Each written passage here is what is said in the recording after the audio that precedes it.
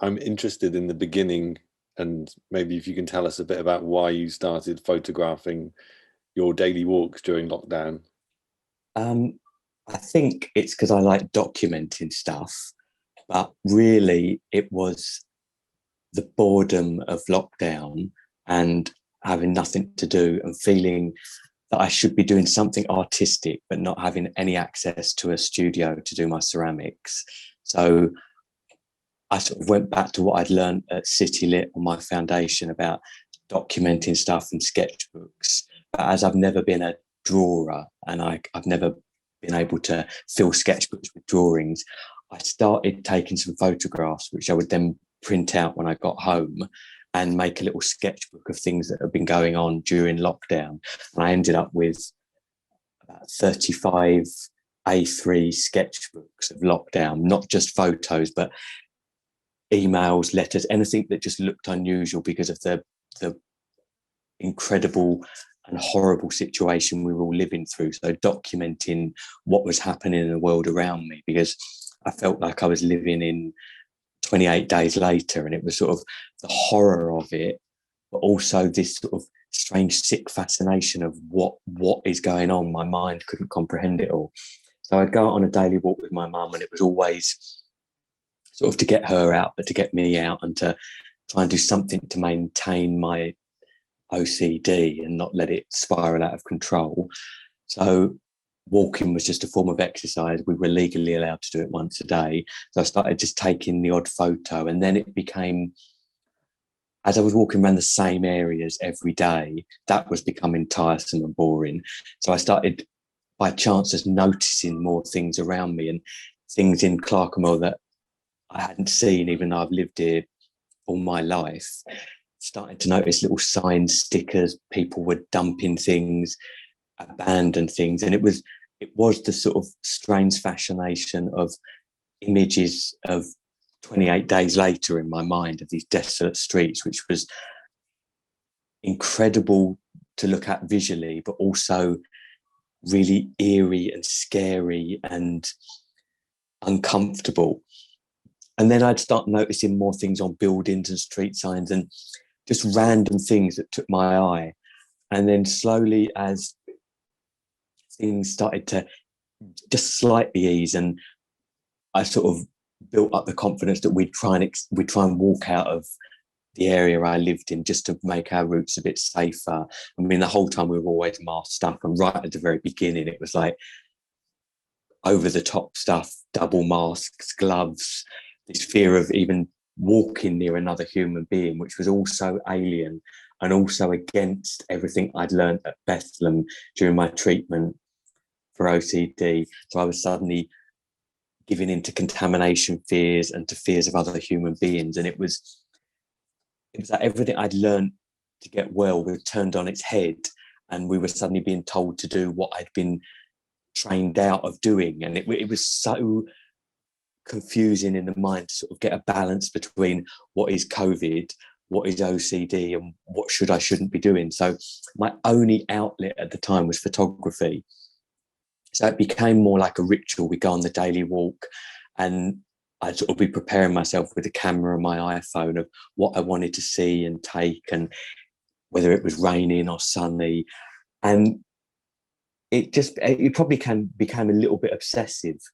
But slowly I was just discovering more and more, and tiny little alleyways and streets in the area that I'd never discovered. And I couldn't believe I was finding streets and buildings and places I'd just never seen in all the years we've been here. And then you'd slowly walk around little courtyards that were maybe part of office complexes that you wouldn't access normally because it would feel intrusive to going into an area that seemed like a private space. So, for example, there's a street just off Clerkenwell Road where Kurt Geiger have got offices, and we walked through a little archway, and suddenly we were in this, what looked like a space-age place with glass walls and red neon signs. And it was like 2 minutes from where I live, and I couldn't believe this unbelievable courtyard that had all these angles and lights that were just fantastic for photographing. But it had always been through a doorway that looked like it was a private office space. But there was this sort of excitement of breaching into areas that you shouldn't do, but we were sort of under no constraints. So it was almost, there was these signs in my mind of, well, what if things got really bad and we were searching for food or stuff to survive, and we were moving into these areas. So we'd slowly experience little places like that, walking into doorways of maybe blocks of flats and areas. And it was like this strange fear of, are we breaching COVID rules? And really we were really strict about wanting to adhere to everything properly. But then just, they looked like something really interesting to photograph that I'd never seen. So you'd sort of take that step into danger, which was, I suppose, all a symptom of COVID, where you're trying yourself, pushing the limits, thinking what I should and shouldn't do. And then there became this sort of interesting thing of photographing through windows of empty shops and empty bars. And as we went through the year, and we came to like the autumn and sort of Christmas last year, and then we moved into the new year and we were locked down again, there was obviously that period where everyone had reopened in a slight way, and then it had all been shut down again. So what was really fascinating to me, but also really eerie, was in January and February, there was all bars and shops still with all the Christmas decorations up that you could see were covered in dust. And it looked so apocalyptic that I became excited about what I could see the next day to photograph. And by this stage, sort of into year 2, which sounds incredible, I'd sort of stopped with the scrapbooks because I'd been able at certain stages to get back to college. As we sort of went in and out of lockdowns, there was just this sort of real apocalyptic feeling of empty spaces and places, and lots of office units in sort of Clerkenwell were clearing out and shutting down because obviously maybe working from home had changed the way people were working. So suddenly it felt like the area was emptying out more. And there was just this really, part of it was my OCD symptoms, this feeling of being alone and vulnerable. So it's sort of, I was comfortable doing a walk with my mum, but I had to try and breach things and get out on my own as well. So there was all different stages of it where it was actually part of trying to maintain not having a relapse, but part of it was just getting some exercise and physical movement because we were all sort of falling to bits mentally and physically. Sounds like, I mean, it must have been so hard, and it sounds like kind of like the hardest, what a test to be given, you know, if you're living with OCD. The pandemic is kind of like, sounds like one of the hardest tests you can have. Must have been really hard. I think like when I was seeing your photos at the time on Instagram, what I was really attracted to some of the things you were saying about that kind of empty space, because you live in somewhere that's that is dominated, I guess, by corporate money and private sort of spaces, what you were describing. Whereas I guess a lot of people are living in more residential areas where it's, you know, it's streets or it's villages. And yeah, it was so interesting looking at those, what used to be really busy kind of corporate spaces just being like devoid of people and of life and of bodies. Has it made you think differently about those spaces that sort of that used to be inaccessible? You'd be like, well, that's a corporate private space, I'm not going to go there. Has it given you more confidence in exploring the city? Definitely more confidence in exploring and looking at things. But it's also done something, and this is probably related to me, a lot of friends have, especially people that have been suffering with mental health issues, have found empty spaces much more of a relief for them, less people. Whereas for me, it's made me look at the hustle and the bustle and the busyness of London as something to cherish, because photographically and artistically, it was incredible to be able to document it like that. But for years, maybe I thought, oh, it's too busy, there's too many things going on. When I came out of Bethlehem and started to live a life again, I was immersing myself in surrounding myself with humans, because I'd spent so many years self-isolating, prior to COVID, where I essentially lived in my own lockdown, which was much stricter than the one we were imposed under. So I think that's why I dealt with lockdowns a little bit better at the beginning, because I'd done it on my own with OCD restrictions. But once I started living a life again post treatment at Bethlehem, I immersed myself and loved everything about London and the busyness. So when it was all taken away from me again, I suddenly appreciated all the humans and the crowded streets, and getting on a tube or a bus that was packed and feeling frustrated because you had to stand.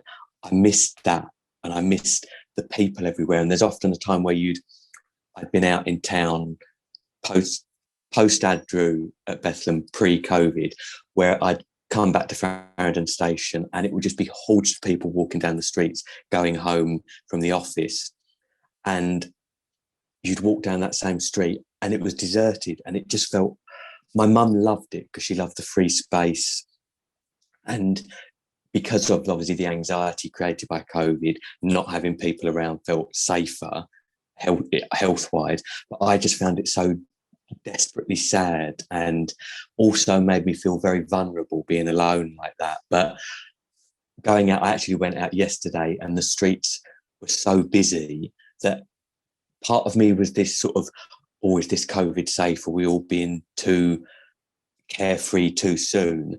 But the other half of me was like, oh, it's so lovely that everything's alive again, and people are in galleries and people are slowly coming back to offices. So I think one of the biggest things I've taken from it is these sort of conflicting thoughts of right, wrong, is it good, is it bad, has been really strange, and really sort of, I think the oxymoron might be the word. I don't know, everything's conflicting, and that can be really confusing. I also felt through a lot of the lockdown, when I was suffering with how OCD was being affected, I had to keep thinking back to the people that were losing relatives and loved ones, and how lucky our family had been to virtually avoid that. Not totally, but mostly. And sort of realise how lucky we've been in that sense, and that we could be with family.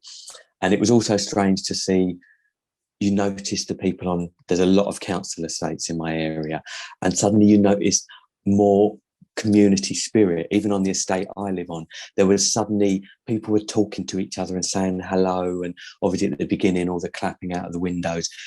You actually built a stronger little community with people you've lived with for decades. Suddenly we were chatting and saying hello, and certain events happened because people were obviously struggling that brought you all together a little bit more. And suddenly all the corporate people that come into work and maybe have weekday flats that had all gone, let the working class people of the area just build a tiny little bit more of a community, which actually was really beautiful. I bet.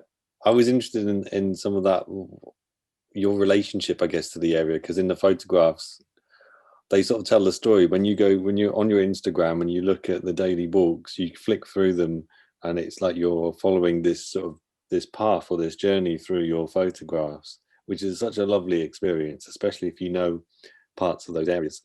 And I guess I felt like there were other stories there that we didn't know through the photographs, maybe about your relationship. You know, you say you're talking about being there for many years in the area and the community, and yeah, are there kind of extra stories about your relationship to the area? Definitely. And I really find it, not really thought about that massively, but thinking about photos I took, there was my primary school, there was places I used to visit, old friends' houses that you'd go back to after school when you were at infant school.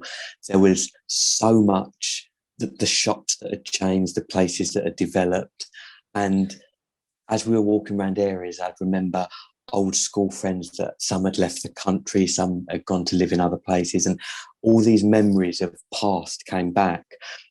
Old friends that my parents used to have that maybe had moved away, that had passed away over the years. Visiting areas where I saw my granddad's old flat. I actually went to a local park when we started reaching out to the sort of Camden, Clerkenwell borders, and saw my old nursery schools, my old granddad's flat. There was so many things that came back, old playgrounds I used to visit. So really, there's hundreds of stories behind so many of the photos that a lot of the memories were evoked on these journeys. But actually, you mentioning it to me now has made me think I could sit down with someone and probably each set of 10 photos over each day, there's probably 20-minute stories behind each set of photos. Yeah, because I mean, I guess you could, if you wanted to, you could kind of go back and start to like record those like a sort of oral history. Because I think for me, I was interested as all of those photographs, whether they're kind of like a social history element, especially there's lots of themes in some of your photographs, which maybe we can talk about in a minute. One of them was you seem to be interested in some of the signs, the like actual public signs about, that are COVID related, that were kind of interesting, like, no entry to the playground, or wear your mask, or these sorts of signs. But also you'd photograph lots of interesting interventions that people had done, like stuck little signs, one for the postie on the post box. What is it? It says something like "thank you" or and then the other one that's on the electrical cupboard, it says like "what now," which seemed very apt. So what kind of pulled you to some of those things? I found those absolutely fascinating. That the official sort of government signs, there was this, in my mind, it was an element of recording history to have signs up saying no entrance to a playground, children's play equipment being sort of taped off. And to me, we were living through such a horrific time.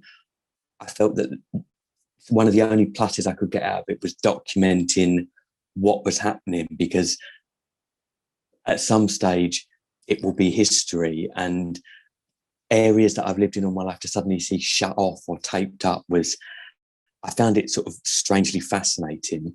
And then the signs that people had stuck up on their own gave me just something to smile about when there wasn't a hell of a lot to smile about. I think one I remember was a picture of, it was the band The Cure, and someone said, "I don't know what COVID is, but this is The Cure," and with a picture. And I just looked at it and it made me start giggling.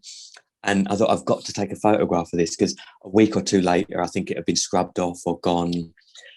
And there was so many things like that. I noticed that people were making little pieces of art and leaving them in the street. I remember we went to a block of flats sort of just off Amwell Street, and in the entrance to the flat, someone had made a little birdhouse out of lolly sticks and just left it on the side. And there was an artist that was leaving hand-cut giant puzzle pieces over street signs all around Islington, and I was finding them everywhere. There was nothing to identify who had done them or what they related to, but I had friends saying to me, maybe you should collect them, maybe they'll form an actual puzzle that says something. And I thought, well, I can't steal them, but I wanted to document as many of those as I could. And if I'd see a new one, it was like this excitement of something new, and then a few days later it'd be gone. So those sort of things I found absolutely fascinating. And then there was a lot of political statements. And then with all the things that happened during lockdowns, with George Floyd's murder, there was a lot of political statements on that front that I felt that as I breached the local area more into areas, and we went into the West End, there was a lot more political statements and I thought these have got to be documented. And the other thing that fascinated me was rubbish. I remember seeing a mattress dumped on Waterloo Bridge, and Waterloo Bridge was absolutely empty, but there was this giant fuck off great big mattress, and I was like, I need to photograph that. And after Christmas, there was also huge amounts of rubbish outside people's homes, that probably because I wouldn't have walked the local streets in the days after Christmas, I didn't see, but there was like, people had thrown out obviously all of last year's toys, and it felt really sad to see them all in bags, but obviously people couldn't donate to charity shops because they were all shut. So there just so many weird, strange things to see outside people's front doors, and seeing people leaving their Christmas wreaths up on their front doors for weeks, sometimes months after Christmas, and Christmas trees in people's houses through the windows, which I had to be careful not intrusively taking photos in people's homes. But there was lots of lights and signs that were all just fascinating to see. Yeah, I think that there's one photograph you'd managed to take of quite a flashy sort of contemporary block of flats, but you got the side where it was all windows, and it is literally like looking into little cubes of people's lives, and it's probably nighttime and their lights are on. So it was really, I feel like your photographs tell us a lot about people, or like human activity and what people were doing, but they're kind of devoid of people. There are a few people featuring them, and where you do see the people there, you've just been able to capture them at that point where they kind of they're doing something. It's kind of telling us something about their lives, whether it's the people who are kind of like filming some kind of performance in the street, or somebody sunbathing on their balcony in a block of flats. They're just kind of very beautiful. Some of the sort of themes I think were interesting, and there's so many things that you seem to have noticed, and these are just my interpretations of themes, which you can challenge, and they might be, for you they might be very different. But like there was something around like decay. You're talking about rubbish, but also like decay and textures, like when like walls were sort of crumbling, or you've got buildings that are still being built, but you've got these kind of like interesting sort of materials. I felt like there's maybe an interest in that perhaps also relates to your ceramic work as well. You've hit the nail on the head. I would see crumbling bricks, or maybe a leak from in flats that, again, things weren't being fixed because people couldn't come out and do things. So you'd see a leak there was actually one just in the local street where obviously something had broken, and obviously a washing machine was emptying on a daily basis, and there was soap leaking out through this cracks in the bricks, and that was forming more and more every day. And all of these textures, and it sounded a bit art wanky, to be honest, but I was looking at them and thought, oh, that would look amazing on a pot. I'd love to create. So I was sort of photographing these, because it looked just really interesting to me, because I do love textures, but I also thought, well, if I got a photo of that, maybe I could try and recreate that as a glaze or on. So that was when suddenly it started hitting a little bit back to my ceramics. And I was thinking, well, when I get back in the studio, what of these ideas could I use? And then I started looking at all there was a lot of discarded masks on the street, which I found really bad because it's just rubbish, but also at high times of sort of infection rate, that was really discarded medical waste in a way. And then I started looking at all of these masks and the folds on them, and I imagined creating a vessel out of paper clay with all these folds like a mask. And then I thought, well, I never do handles on things, but I could do two lovely big handles as like the mask strings. And that's something I haven't developed yet. But all these ideas started popping around because I suppose there was just lack of things to do. So I was photographing more and more, but definitely I started looking at textures as in relation to my ceramics. I was uploading a lot of stuff daily onto my personal Instagram, and it was only being seen by people that are sort of family and friends or close to me. And I was doing it purely for myself. I've always had my private Instagram since I left Adru at Bethlehem as like a personal diary of everything I've been doing, because it shows to me what I've achieved, because I didn't go out before. So I've always called it my sort of visual diary. And I was getting a lot of sort of feedback from friends saying how interesting they were finding it, because they weren't in London, and looking at these things. And I had a couple of people that were abroad, that were living abroad, saying it was just nice to see London, places they knew so well and missed, and just seeing it on a daily basis. So what I was doing for me, just as a personal thing, I slowly started to realise people were actually enjoying. So that sort of gave me not an added incentive, but I felt like I wasn't alone so much. I was sort of sharing things with people. And then obviously what came out of the Altus exhibition was pieces of art that just was something personal to me. I never looked at it as artwork that anybody else would want to look at. And I did notice during the lockdowns, a lot of people started publishing books and photos were being set up about what was happening. And I bought some of these, I found them beautiful, but didn't look at mine as being on that level. But had a lot of people saying, oh, you should publish this, you should do that. Because people that aren't on Instagram, family members, I set up a stream that they could access, and I just called it Lockdown. And family members that don't use social media, a lot of older family members, were just finding it really nice to see what I was doing every day as well. So it became this sort of personal visual diary that was being shared on social media, but also with family. It became a project in a way that just made getting through each day a little bit easier, something to do, because even if people weren't suffering badly, which I don't feel I was, it was affecting my mental health. So there was that side of it. There was just a massive element of boredom, and filling that with this little project really became just sort of something to keep me occupied and keep my mind focused in a way so it wasn't letting OCD in through the door as much, if that makes sense. Absolutely, absolutely.